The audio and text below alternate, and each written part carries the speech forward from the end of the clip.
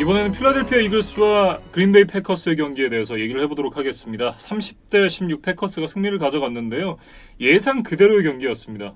그린베이 패커스가 압도적인 승리를 이글스에게서 가져갔고, 경기 내적으로 봐도 에런 로저스, 에런 존스, 그리고 다반테 애덤스까지 좋은 모습을 보여줬고, 반면 이제 카슨 웬츠도 최근의 경향대로 안 좋은 모습을 보여줬습니다.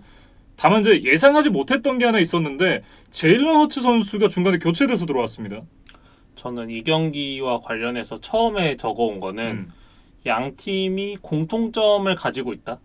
그러니까 확실한 주전 쿼터백이 있지만 이번 드래프트에서 상위 라운드에서 새로운 쿼터백을 뽑았다는 점에서 공통점이 있는 두 팀인데, 제일런 허츠를 뽑았다는 충격에 좀 멘탈이 무너진 카슨 웬츠와 그다음에 이제 조던 러브의 영입을 보고 좀 동기부여가 돼서 오히려 의지를 불태운 로저스의 차이가 이번 시즌 두 팀의 좀 성적을 그대로 대변하고 있지 않나 그런 생각을 좀 해봤습니다. 예, 굉장히 좋은 분석이라는 생각이 드는데, 사실 똑같은 일이 일어난다고 하더라도 이게 받아들이는 사람의 마인드셋에 따라서 또 다른 어떤 결과로 나타나기도 하잖아요. 그러니까 우리가 좀 식상하긴 하지만 물이 반이나 남았다랑 반밖에 안 남았네, 그 차이가 아닌가 싶어요. 네, 어쨌든 이제 물이 아직 반이나 남아있다라고 생각했던 에런 로저스가 이날 295야드와 함께 3개의 터치다운, 그러면서 통산 400번째 터치다운을 기록을 했습니다. 그러니까 지난주에는 5만 야드를 돌파했고 이번 주에는 400 터치다운 패스를 달성을 했는데 이 기록도 193경기 만에 이뤄낸 기록이거든요. 이것은 NFL 역대 최소 경기 기록이라고 합니다. 네, 그만큼 순수 실력 갑이라는 이제 별명을 갖고 있는 에런 로저스인데 그에 걸맞는 기록이다, 이렇게 좀 보면 될 것 같고요. 여기 이제 에런 존스 선수도 이날 130야드의 하나의 터치다운, 이 18 리시빙 야드를 기록하면서 좋은 모습 보여줬고, 다반테 애덤스 역시도 10개의 캐치, 121야드와 함께 2개의 터치다운 만들어내면서 역시나 이 에런 로저스 도우미로서의 활약을 확실하게 해줬습니다.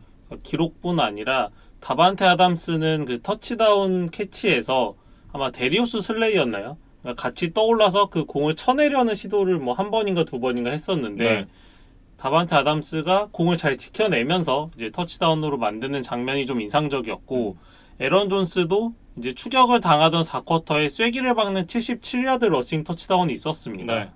그러면서 이 삼각편대가 아주 잘 돌아갔던 패커스였어요. 네, 수비에서도 이제 다넬 세비지 선수가 하나 인터셉션을 만들어내면서 또 좋은 모습을 보여줬었고, 전반적으로 이날 이제 이 그린베이 패커스의 수비진들이 제일런 허츠 그리고 카슨 웬츠를 굉장히 괴롭히는 모습을 많이 보여줬습니다. 그래서 그린베이가 공격만 강한 팀이라고 이제 생각하실 수도 있는데 수비도 이제 점차 자리를 좀 잡아가는 것이 아닌가 그런 생각이 들고, NFC 컨퍼런스 순위를 살펴보면 여전히 세인츠가 1위, 패커스가 2위기는 합니다. 그런데 세인츠는 여전히 그 드루 브리스의 복귀라는 변수가 남아 있잖아요. 그러니까 복귀를 언제 할 수 있느냐, 그 다음에 복귀했을 때 제 컨디션을 낼 수 있느냐, 이런 이제 물음표들이 좀 달려 있는 상황이기 때문에 오히려 패커스가 더 안정적인 모습을 보여주고 있다, 저는 그렇게 생각을 좀 했습니다. 네, 어쨌든 이 플레이오프를 향해서 순항을 하고 있는 그린베이 패커스가 되겠고요. 반면 이글스 같은 경우는 이날 이제 제일런 허츠 선수가 처음에 나와서 이제 제일런 투 제일런으로 이어지는 터치다운을 만들어내면서 좋은 모습을 보여주기도 했지만, 역시나 이제 마지막에 인터셉션을 던지면서 아쉬운 모습도 있었습니다. 그럼에도 현 시점에 카슨 웬츠보다는 제일런 허츠가 좀 더 낫다라는 모습은 그래도 확인할 수 있었던 경기였습니다. 그러니까 허츠가 두 가지 면에서는 웬츠보다 장점이 있는 것 같은데, 하나는 일단 모빌리티가 조금 더 있어요. 그리고 웬츠보다는 조금 더 과감한 패싱을 지금 한다, 저는 그렇게 좀 생각을 했습니다. 크게 낫다라고 보기는 어렵지만 그래도 근소하게나마 낫다라는 생각이 들었고, 그리고 이제 이 제일런 허츠 선수가 다음 경기에도 선발로 나올 것이라고 이제 예정이 됐는데, 이를 통해서 얻을 수 있는 효과가 일단 지금 당장에 카슨 웬츠보다 조금 나은 퍼포먼스를 보여줄 수 있고, 아직은 계약 기간이 조금 남아있는 카슨 웬츠를 좀 각성시킬 수 있는 그런 계기가 되지 않을까, 그런 생각도 좀 들기는 합니다. 그리고 지금 정신적으로 많이 지쳐있는 카슨 웬츠에게 좀 휴식 시간을 줄 수도 있지 않을까, 그런 생각도 좀 해봤는데, 제일런 허츠의 과제라고 한다면 첫 번째 타겟이 열리지 않았을 때, 그러니까 침착하게 두 번째, 세 번째를 찾기보다는 아직은 포켓을 빨리 빠져나오는데 좀 급급한 모습들이 있었거든요. 네. 이 부분은 한번 좀 리뷰를 해봤으면 좋겠고 음. 허책이 좀 불운한 점이라면 다음 경기 상대가 하필 뉴올리언스 세인츠라는 점입니다. 예. 그러니까 세인츠가 뭐 수비 전반에 이렇다 할 약점이 없는 팀이기 때문에 제일런 허츠에게는 좀 까다로운 선발 데뷔전이 되지 않을까 싶습니다. 네. 선발 데뷔전부터 상당히 좀 험난한 상대를 만나게 된 제일런 허츠인데 어떤 경기력을 보여줄지 한번 지켜봐야 될 것 같고 이쯤에서 이제 카슨 웬츠에 대한 정리를 조금 해볼까요? 이번 경기부터 정리를 해보면 전반에 겨우 패스 성공이 5개밖에 없었거든요. 네. 그런데 그 와중에 색을 무려 4개나 당했으니까 뭐 처참한 경기력이었다 이렇게 얘기를 해야 될 것 같고 결국 3쿼터 중반에 이제 교체가 되고 말았습니다. 그러면서 이제 시즌 50번째 색을 허용하게 됐던 카슨 웬츠인데 사실 이제 선발에서 물러나게 되면서 신기록 페이스를 향해 가고 있던 이 색 기록은 멈추게 됐습니다만 어쨌든 이 좀 불명예스러운 기록을 세우게 됐고 올 시즌 이제 여러 상황을 놓고 봤을 때도 정말 좋지 않은 성적을 기록했었던 카슨 웬츠였습니다. ESPN 기사에서 이제 발췌를 해온 건데 네. 쿼터백 레이팅 기준으로 여러 가지 상황에서 모두 다 이제 제대로 플레이가 되지 않았다 이런 통계가 있었는데 그러니까 중요하다는 서드 다운 상황, 그 다음에 이제 수비가 맨 커버리지일 때, 존 커버리지일 때, 상대가 블리츠가 들어왔을 때, 아니면 웬츠가 플레이 액션을 했을 때 이런 모든 상황에서 쿼터백 레이팅이 모두 30위권이다. 뭐 이런 이제 기록들이 있더라고요. 그러니까 32개 팀이 있는데 30위권이다. 그러면 리그 최하위다라는 얘기가 되잖아요. 그래서 카슨 웬츠는 어떤 한 부분에서 약점을 노출한 것이 아니라 그냥 전체적인 경기력이 지금 모두 다운돼 있다 이렇게 네. 보면 될 것 같아요. 그러니까 모든 부분에서 약점을 노출했다라고 보면 되겠군요. 아마도 올 시즌에 선발로 다시 나오는 모습은 좀 보기 어렵지 않을까 이런 생각이 좀 들기는 합니다. 그래서 저희가 아마 카슨 웬츠의 얘기를 다시 할 일이 없을 수도 있기 때문에 아마 이런 좀 시즌 정리를 뭐 자연스럽게 준비를 하게 된 것 같고 예. 현재 지구 라이벌인 뉴욕 자이언츠, 워싱턴의 기세가 무섭기 때문에 이글스는 어느덧 지금 한 게임 반 차까지 승차가 벌어지고 말았습니다. 네. 그러면서 이제 지난 시즌 같은 그런 플레이오프 진출은 좀 어려울 것 같다라는 전망인데 그렇다고 한다면 이제 또 한번 이글스도 좀 새 판을 짜야 하지 않을까 이런 생각이 들긴 하네요. 여기까지 이제 이글스와 패커스 경기에 대해서 얘기를 해봤습니다. 다음은 이제 빌스와 나이너스의 경기인데요. 34대 24로 버팔로 빌스가 승리를 가져갔습니다. 이날 경기는 이제 나이너스의 홈 경기이긴 했는데 애리조나의 홈구장인 스테이트팜 스타디움에서 펼쳐졌고 사실상 중립 경기로 펼쳐졌기 때문에 나이너스가 이제 홈 어드밴티지를 누렸다고 얘기하기는 좀 어려울 것 같다는 생각이 듭니다. 마이너스는 지난주에 일부 부상자들이 돌아오면서 네. 램스를 상대로 업셋을 만들어냈어요. 그래서 이날 빌스가 강팀이긴 하지만 좀 좋은 승부를 하지 않겠느냐 예. 이런 예상들도 있었는데 약간 한계를 드러내면서 빌스에게 패하고 말았습니다. 네. 빌스가 무려 31개 퍼스트 다운을 따내면서 이제 승리를 가지고 왔는데 이 경기에서 이제 조시 앨런 선수의 성장을 또 한번 확인을 할 수가 있었다. 이렇게 좀 얘기를 해야 될 것 같습니다. 이날 무려 80%의 패스 성공률에 375야드, 4개의 터치다운을 기록하면서 AFC 2주의 공격 선수에 선정이 됐었고 뭐 나무랄 데 없는 경기 운영이었다. 이렇게 좀 평가를 하고 싶어요. 그러니까 빌스 동료들도 이제 조시 앨런을 확실히 프랜차이즈 쿼터백으로 인정하고 이제 리스펙을 보내는 인터뷰들을 많이 볼 수 있었고 예. 2018년 드래프트 쿼터백 5인방에 대해서 저희가 여러 번 얘기를 했는데 예. 데뷔 시즌에는 베이커 메이필드 그리고 지난 시즌에는 라마 잭슨이 동기들 중에 1등이었다면 2020 시즌은 조시 앨런이 1등이 아닌가 싶어요. 예. 확실한 1등이죠. 조시 앨런 선수가 이만큼 성장을 해줬기 때문에 또 빌스가 이렇게 좋은 성적을 기록할 수 있지 않나라는 생각이 들고요. 그리고 저는 이 경기에서 칭찬을 하고 싶은 선수가 하나 있는데 바로 콜 비즐리입니다. 이날 130야드의 하나의 터치다운을 기록하면서 대단히 좋은 모습을 보여줬는데 그것보다도 그러니까 현 시점에서 이날 중계진들도 그런 얘기를 하긴 했습니다만 최고의 슬롯 리시버가 콜 비즐리가 아니냐 이런 얘기들이 있는데 저는 굉장히 공감이 되더라고요. 비즐리가 비교적 저렴한 계약으로 이제 빌스에 오게 됐는데 아주 빌스로서는 만족스러운 이제 FA 영입이었다 이렇게 얘기를 해야 될 것 같고 예. 이날 나이너스가 이제 슬롯 코너백들이 부상으로 많이 빠졌었다 그래요. 예. 빌스가 그 틈을 잘 노려서 콜 비즐리에 대한 활용도를 높였던 게 주요했던 것 같습니다. 예. 수비에서도 이제 마이카 하이드, 트레데이비어스 화이트 같은 선수들이 각각 인터셉션 하나씩을 만들어주면서 좋은 모습을 보여줬었고 뭐 이날 빌스는 토탈 패키지로 다 좋았다라고 얘기를 해도 될 것 같습니다. 그래서 빌스는 이날 승리를 통해서 두 가지 트라우마를 극복했다. 저는 이렇게 적어왔는데 예. 첫 번째는 1999년 이후에 먼데이 나잇 풋볼에서 첫 승을 거뒀습니다. 그러니까 21세기에는 첫 승이에요. 예. 그래서 조금 더 찾아보니까 사실 월요일 저녁 경기에 승리를 한 적은 있는데 그거는 원래 일요일에 펼쳐지기로 했던 경기가 월요일로 밀리면서 그 경기를 이긴 거고 네. 우리가 먼데이 나잇 풋볼이라고 하면 그 ESPN의 전국 중계잖아요. 그쵸. 그러니까 요 전국 중계에서는 1999년 이후에 7연패 사슬을 끊고 첫 승을 거뒀다. 이제 이렇게 얘기를 하면 될 것 예. 같고 두 번째 트라우마는 3주 전에 이곳 스테이트팜 스타디움에서 헤일머리를 당하면서 패배를 했었어요.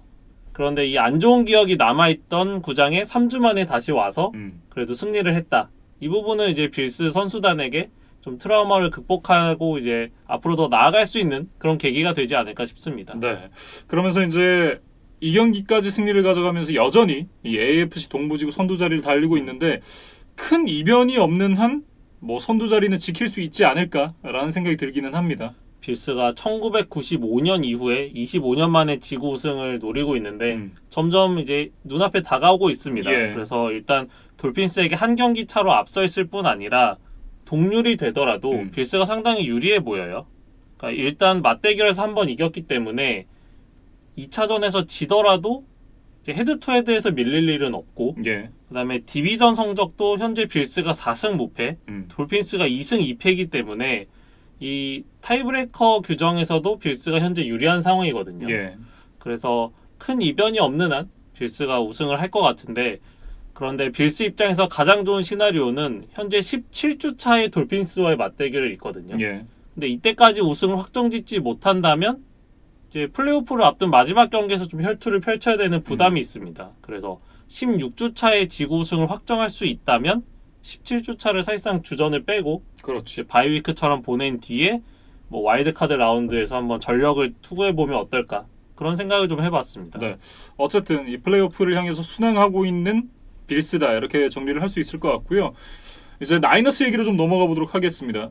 일단 이제 선발 쿼터백 닉 멀린스가 316야드 3개 터치다운을 기록을 하긴 했는데 2개 인터셉션을 던지면서 또 아쉬운 모습을 보여줬고 이 선수가 2018년 당시 이제 오클랜드 레이더스를 상대로 3개 터치다운을 만들어내면서 굉장히 인상적인 활약을 펼친 이후에 그 이후에는 이렇다 할 모습을 보여주지 못하고 있습니다.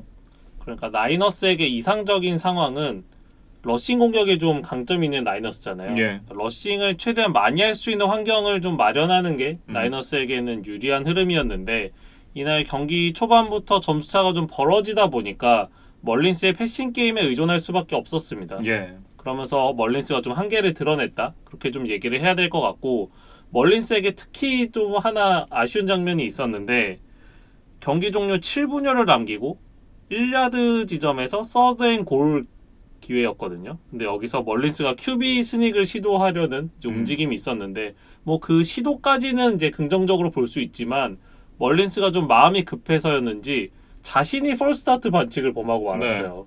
그러면서 이게 5야드 물러났고 그 다음에 던진 패스가 인터셉션이 되면서 이제 역전에 대한 꿈이 완전히 사라지고 말았던 나이너스였습니다. 네. 그러면서 이제 나이너스가 패배를 하게 됐는데 이 경기까지 지면서 5승 7패. 플레이오프가 사실상 좀 쉽지 않아졌습니다. 지구 선두는 사실상 이미 어렵다고 봐야 될 것 같고 와일드카드로 진출을 해야 되는데 경쟁이 사실 만만치 않아요. 그리고 특히 다음 주에도 홈구장으로 돌아가지 못하고 이 애리조나에 한 주 더 남아있어야 되는 나이너스인데 또 상대가 상승세를 타고 있는 워싱턴입니다. 예. 그래서 상당히 부담스럽고 나이너스 팬들에게는 좀 씁쓸한 소식이 하나 있었어요. 그거에 대해서 좀 얘기를 해드리면 원래 15주차 썬데이 나잇 풋볼이 나이너스와 카우보이스의 뭐 클래식 매치라고 해야겠죠. 그렇죠. 네. 전통의 강호 두 팀. 그러니까 왕조 대 왕조의 이제 예. 대결로 펼쳐질 예정이었는데 두 팀의 이번 시즌 성적이 좋지 않고 클리블랜드와 뉴욕 자이언츠가 최근에 핫하잖아요. 그러다 보니까 NBC가 브라운스 대 자이언츠 경기로 이렇게 플렉스를 해버렸습니다. 예. 그래서 나이너스와 카우보이스 입장에서는 이거를 이제 이지만 위원의 표현대로라면 플렉스 아웃 당했다 이렇게 표현을 하시더라고요. 예. 그래서 좀 씁쓸한 소식이었다 이렇게 좀 음. 말씀을 드리겠습니다. 사실 이제 굉장히 격세지감입니다. 나이너스도 물론 나이너스인데 댈러스 카우보이스 하면 전미 최고의 인기 구단이잖아요. 그런데 이 팀의 경기가 프라임타임에서 밀린다? 이거는 굉장히 좀 충격적인 사건이 아닌가. 특히나 이진만 위원에게도 굉장히 좀 마음이 아팠을 그런 사건일 것 같다라는 생각이 드네요. 그 대상이 클리블랜드였다는 게 더 네. 충격일 것 같고 음. 또 지구 라이벌인 뉴욕 자이언츠라는 게 또 마음이 아팠을 것 같습니다. 네. 그리고 이제 아까 전에 이제 이진만 위원과 낮에 저희가 카톡을 잠깐 했었는데 나이너스가 올 시즌이 끝나면 FA가 40명이라 그래요. 이게 좀 상상이 안 되는 수치거든요. 예. 그러니까 아예 좀 새 판을 짜야 되는 그런 상황을 강제로 맞이를 하게 됐는데 어떻게 보면 위기일 수도 있겠지만 저는 그런 생각이 드는 게 현재까지 칼 셰넌 감독이 선호하는 그런 스타일의 스킴을 갖고 갈 수 있는 선수단 구성이 아니었잖아요. 근데 자신의 입맛에 맞는 선수단 구성을 좀 새롭게 할 수 있게 됐다. 그런 측면에서는 어떻게 보면 셰넌 감독에게는 위기이겠지만 어떻게 보면 또 기회일 수도 있겠다라는 생각이 들어요. 그러니까 핵심 피스들을 잘 지키고 네. 나머지 피스들을 좀 자신이 원하는 쪽으로 교체를 해서 나이너스가 다음 시즌 반등을 노려봐야 될 것 같습니다.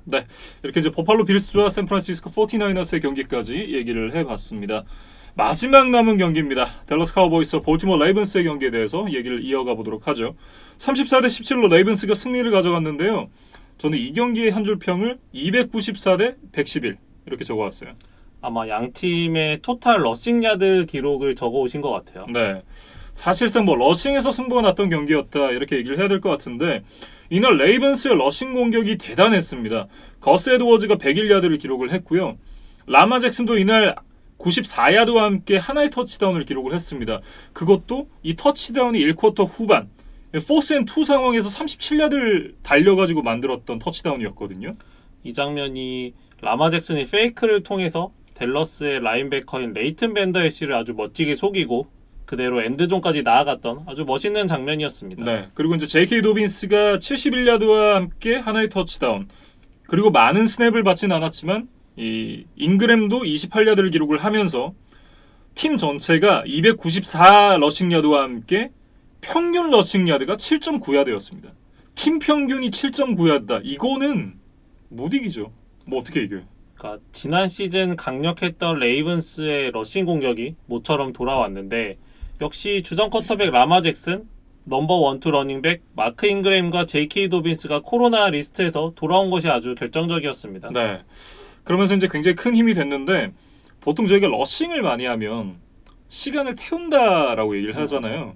근데 이거는 너무 많이 뛰어가지고 사실상 시간도 태우지 못하고 점수만 빨리 번 셈이 됐어요. 실제로 타임 오브 포제션이 댈러스 카우보이스가 더 많습니다. 그럴 만큼 이제 러싱으로 시간을 태우기보다는 점수를 많이 올렸다 이렇게 좀 얘기를 해야 될 것 같고 이날 중계 중에 트레이 에이크먼이 굉장히 좀 뼈 때리는 말을 많이 했어요. 그러니까 댈러스 카우보이스의 수비진이 이 러싱을 막을 수 있을 거라고 생각 안 한다. 뭐 이런 멘트를 했었는데 뭐 댈러스 카우보이스가 2,000원 비싸졌다 이렇게 봐야겠죠. 근데 저는 사실 이 드립은 좀 이해를 못 하겠는데요. 이게 그 보통 치킨집에서 음. 뼈 있는 치킨보다 순살 치킨이 한 2,000원 비싸잖아요. 그래서 이게 2,000원 비싸졌다라는 얘기가 그러니까 뼈 맞아서 순살 됐다는 얘기예요. 그러니까 뼈를 세게 너무 맞았다. 심하게 맞았다. 네. 그래서 이제 카우보이스 레전드 출신인 트로이 에이커먼이 이제 댈러스에게 좀 일침을 가했다 이렇게 보면 될 것 같아요. 네. 볼티모어 레이븐스 쪽에서도 굉장히 좀 보기 드문 장면이 하나 나왔습니다. 이날 저스틴 터커가 36야드짜리 필드골을 실패를 했어요. 그러면서 이제 40야드 이내 필드골 70 연속 성공 기록이 마감이 됐습니다. 그러니까 이거를 보면서 키커에게 얼마나 마인드 컨트롤이 중요하고 얼마나 예민한 포지션인지에 대해서 좀 생각을 해봤는데 네. 이 터커가 놓치기 직전 장면에 이제 페널티가 불리면서 한번 좀 흐름이 끊겼거든요. 네. 그것이 좀 터커의 킥 미스와 좀 밀접한 연관이 있지 않았나 이런 생각을 했고 뭐 키커 얘기가 나왔으니까 댈러스의 이제 그렉 주얼라인 얘기도 해보면 네. 주얼라인도 첫 번째 킥 미스 직전에 이제 페널티가 나오면서 네. 이제 킥을 미스를 했고 이제 여기서 좀 위축이 됐는지 두 번째, 세 번째 킥 미스까지 나오고 말았거든요. 그렇습니다. 물론 두 번째, 세 번째는 50야드 이상의 장거리기는 했지만 세 개나 놓쳤다는 거는 뭐 좀 변명거리는 없다는 생각입니다. 예. 다시 레이븐스 얘기로 돌아와서 이날이 어쨌든 코로나 바이러스에 걸렸던 라마 잭슨 선수의 복귀전이었습니다. 근데 이게 최근에 라마 잭슨 선수의 퍼포먼스가 좋지 않았었잖아요. 그런 점을 감안을 했을 때 이날 보여줬던 경기의 퍼포먼스는 어느 정도 좋았던 때의 모습으로 돌아오지 않았나 하는 그런 생각을 좀 갖게 만들었습니다. 일단 러싱이 돌아왔고 네. 패싱 야드도 107야드밖에 되지는 않았지만 마키스 브라운에게 던진 두 번째 터치다운 패스를 보면 굉장히 정확했거든요. 예. 그러니까 수비가 마키스 브라운 앞에 있었고 이제 엔드존 끝쪽에 이렇게 공을 던질 수 있는 공간이 많지 않았는데 잭슨이 아주 정확한 세기와 높이로 조절을 해서 이제 정확한 패스를 던져 넣는 장면이 좀 인상적이었습니다. 네. 최근에 라마 잭슨 선수에겐 사실 좀 기대하기 어려운 그런 플레이였는데 굉장히 좋은 터치다운을 만들어줬었고 잭슨이 이제 경기 후에 돌아와서 뭐 미각이나 후각이 완전히 돌아오진 않았지만 그래도 뭐 풋볼을 하는 데는 큰 지장이 없다 이런 얘기를 했습니다. 그리고 필드를 떠나 있는 동안 풋볼에 대한 그리움이 컸다 이런 이야기를 했어요. 그래서 코로나 바이러스에 걸려 있는 동안 좀 육체적, 정신적 고통도 있었겠지만 이제 자신의 최근 부진한 경기력을 좀 돌이켜보는 시간이 되지 않았을까? 뭐 그런 기대를 좀 해보고 싶고 네. 레이븐스가 이날 승리를 하면서 7승 5패가 됐습니다. 그래서 아직 플레이오프권에 들어가지는 못했는데 지금 남은 스케줄이 좀 평이한 편이거든요. 예. 그래서 만약에 레이븐스가 막차로라도 이 플레이오프에 올라갈 수만 있다면 상위 시드 팀들에게는 아주 공포의 대상이 될 것 같아요. 예. 최근에 다수의 선수가 이제 코로나 확진 판정을 받으면서 어수선했는데 지금 이제 바닥을 찍었다고 생각하고 여기서부터 조금씩 올라가서 정규리그를 원활하게 마친다면 레이븐스는 사실 지난 시즌 가장 강력한 우승 후보였잖아요. 예. 근데 이 팀을 플레이오프 첫 판에서 만난다. 그거는 어떤 상위 시드 팀들에게도 분명히 부담이 될 겁니다. 그리고 또 하나 부담이 될 수 있는 게 아까 이제 공포의 대상이라고 말씀을 해주셨잖아요. 다들 코로나에 걸렸던 선수들이기 때문에 내가 저 팀을 상대할 때 코로나 전염되는 거 아닐까? 라는 그런 공포심도 좀 느낄 수 있지 않을까 그런 생각이 좀 들고 사실 이제 농담처럼 이런 얘기를 하지만 레이븐스가 진짜 민폐 덩어리인 게 이날 이제 데즈 브라이언트가 이 친정팀 댈러스 카우보이스를 만나서 경기를 치를 예정이었습니다. 그리고 이제 코치들과 인사를 하고 댈러스 선수들과도 만나서 이제 반가운 인사를 나눴다고 해요. 그러다가 코로나 바이러스 확진 판정이 갑자기 나와서 경기에서 제외가 됐습니다. 그러면서 이제 다음 주 브라운스전까지 못 나올 예정이라고 하는데 뭐 경기에 못 나온 건 못 나온 건데 이게 한번 그 사단이 나고서도 코로나 프로토콜이 제대로 안 지켜지고 있는 게 아닌가. 왜냐하면 그 프로토콜이 제대로 지켜졌다면 데즈 브라이언트 선수가 아예 경기장에 못 왔어야 되는 거고 경기장에 왔는데 이게 밝혀졌다? 그랬으면 그것도 그것대로 문제인 거잖아요. 왜냐하면 그 코로나 검사를 제대로 안 했다는 얘기가 되니까. 거기다가 댈러스 카우보이스의 선수단, 코치진까지 다 만났는데 만약에 댈러스에서 확진자 나와보세요. 이거만큼 민폐가 없습니다. 그러니까 오랜만에 친정팀 선수들을 만나서 반가운 마음까지는 이해할 수 있는데 최근에 레이븐스가 다수의 코로나 확진자가 나오면서 좀 조심을 해야 되는 상황이었잖아요. 네. 데즈 브라이언트가 좀 신중하지 못한 이제 행동이었다는 생각이고 제 생각에는 레이븐스가 사실 이걸 검사를 제대로 했더라면 데즈 브라이언트 선수가 이미 경기장에 나와서 인사를 하기도 전에 확진이었다는 걸 알지 않았을까 그런 생각이 좀 들고 검사를 이렇게 제대로 안 하니까 다른 선수들도 예전에 코로나 바이러스에 걸렸던 게 아닐까. 그러니까 사실 소유 잃고 나서 외양간을 한번 고치게 마련인데 그것조차 안 되고 있다. 그러니까 지금 뭐 리그 스케줄도 다 조정이 된 마당에 또 이렇게 문제가 발생을 한다는 건 구단 자체에 좀 문제가 있지 않나. 저는 그런 생각이 듭니다. 그러니까 선수 개인보다는 이제 구단과 시스템에 좀 문제가 있었다. 네. 이제 이런 지적을 해주신 것 같아요. 뭐 어쨌든 이 부분에 대해서는 사무국이 계속해서 좀 레이븐스를 감싸고 도는 그런 모양새가 돼가고 있는데 확실하게 좀 벌금을 때리던지 뭐 다른 팀에서는 이미 이 지명권을 박탈한 팀도 있잖아요. 그러니까 어떤 수위를 가져갈진 모르겠지만 분명히 징계가 필요한 부분이다. 저는 그렇게 생각을 합니다. 그리고 레이번스 입장에서는 다음 주에는 이제 엣지 러시아 맷 주돈 그리고 타이트엔드 마크 앤드류스까지 복귀가 가능하다고 해요. 예. 그래서 일단은 정상 전력으로 이제 완전체로 클리블랜드를 만날 예정입니다. 네. 이제 댈러스 얘기로 좀 넘어가 보도록 하겠습니다. 일단 댈러스 카우보이스는 총체적 난국이었다. 이렇게 좀 얘기를 해야 될 것 같은데 뭐 1쿼터 출발은 무난했습니다. 10점을 만들면서 출발을 했는데 2쿼터 들어서 인터셉션으로 시작을 해가지고 필드골 상황에서 딜레이 업 게임 반칙으로 5야드 물러난 다음에 이 그렉 주얼라인 선수가 와이드 라이트 실축을 기록을 합니다. 그리고 이제 전반 마지막 드라이브로 왔을 때도 리턴 때부터 반칙이 나오면서 물러나면서 시작을 했어요. 그러면서 이제 하프라인 부근까지 갔는데 또 한 번 반칙을 범하면서 결국 필드골도 차지 못하고 전반이 마감이 됩니다.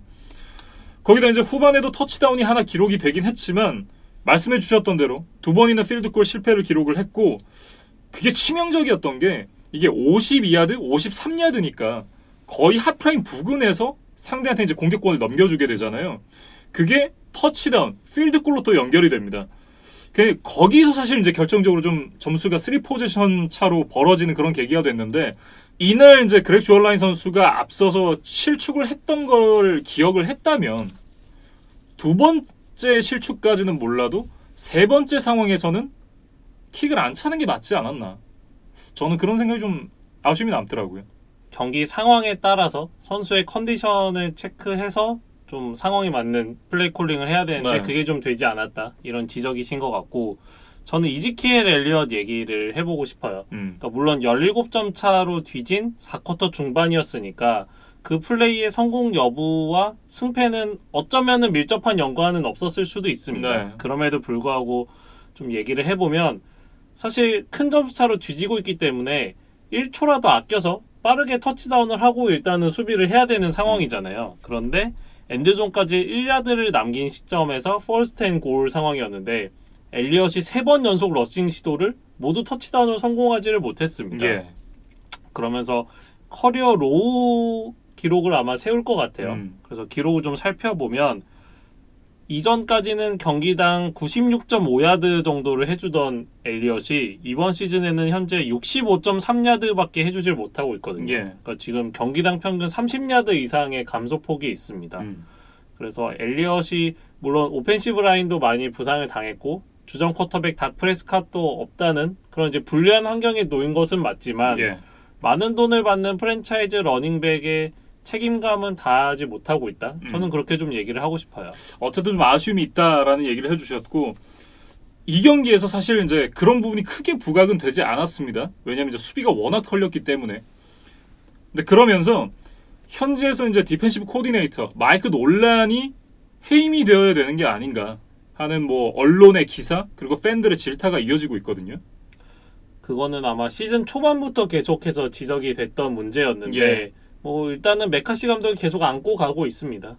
뭐 현지에서는 이제 점점 이 팬들의 참을성이 한계에 다다르고 있다 뭐 이런 얘기들이 나오고 있는데 어디까지 이 불편한 동행이 함께 될지도 이제 한번 확인을 해봐야 될 것 같고 댈러스가 이 경기를 지면서 3승 9패를 기록을 하게 됐습니다. 이제 공식적으로 루징 레코드를 기록을 하게 됐는데 이게 2015년 이후에 이제 처음으로 루징 레코드예요. 닥 프레스캇과 이즈키엘 엘리엇이 리그에 데뷔한 이후에는 최소 8승 8패 이상을 계속 해줬던 댈러스였는데 예. 오랜만에 이제 루징 시즌을 기록하게 됐습니다. 그러면서 이제 댈러스 카우보이스는 또 한 번 큰 고민에 놓이게 됐습니다. 닥 프레스캇에게 장기 계약을 줘야 되는데 얼마의 금액을 줘야 될 것인가 이런 부분에서는 좀 내부적으로 큰 고민이 될 것 같아요. 그러니까 프레스캇이 없을 때 공백이 크다는 것은 지금 이제 실증적으로 증명이 되고 있고 예. 제리 존스 구단주가 얼마를 줄 수 있느냐 이것만 남은 것 같습니다. 네, 이렇게 이제 댈러스 카우보이스와 볼티모어 레이븐스의 경기까지 얘기를 해봤습니다. 이제 13주차까지 끝이 났습니다. 그러면서 공식적으로 이 4분의 3 지점까지 지나왔습니다. 그러면 이제 정규 시즌이 4분의 1밖에 남지 않았어요. 그러니까 모든 팀들의 바이위크가 끝났고 예. 모든 팀들이 12경기를 치른 이제 동일선상에 놓여지게 됐는데 4분의 3이니까 풋볼 경기로 치면 이제 딱 3쿼터까지 끝난 겁니다. 예. 그래서 아직 앞서 있는 팀도 방심할 수 없고 뒤지고 있는 팀이라 하더라도 포기할 필요는 없을 것 같아요. 우리가 풋볼 경기에서 4쿼터에 기적적인 역전이 일어나는 경기들을 많이 보잖아요. 예. 그래서 저는 한 시즌도 비슷하다고 생각합니다. 그래서 모든 팬들이 이 긴장을 놓치지 않고 끝까지 함께 해주시면 좋을 것 같아요. 네, 굉장히 훌륭한 비유를 해주셨는데 예, 시즌 끝까지 그리고 이제 포스트 시즌 역시도 재밌게 즐기시면 좋을 것 같고요. 이벤트 당첨되신 분들이 이제 저희에게 또 인증샷을 보내주셨는데 굉장히 좀 탐이 나는 카드가 많았습니다. 저희가 하비코리아에서 제공받은 5장짜리 카드팩을 이제 요새 몇 분께 보내드렸는데 네. 그 중에 3분께 좀 인증 사진을 받았어요. 그래서 유튜브에는 저희가 사진을 또 같이 업로드를 할 예정인데 뭐 패트릭 마홈스, 뭐 드루 브리스, 라마 잭슨, 뭐 닉 보사 이런 리그의 네로라는 선수들이 모두 담겨 있더라고요. 예. 그래서 굉장히 좀 부러웠습니다. 저도 좀 탐이 나더라고요. 뭐 어쨌든 저희가 이벤트를 통해서 이 카드팩을 보내드리고 있으니까 향후에 또 이벤트에 많이 참여를 해주시면 좋을 것 같습니다. 네, 이렇게 이제 13주차 경기들을 다 살펴봤습니다. 저희는 다음 주에 14주차 경기들을 가지고 다시 돌아오겠습니다.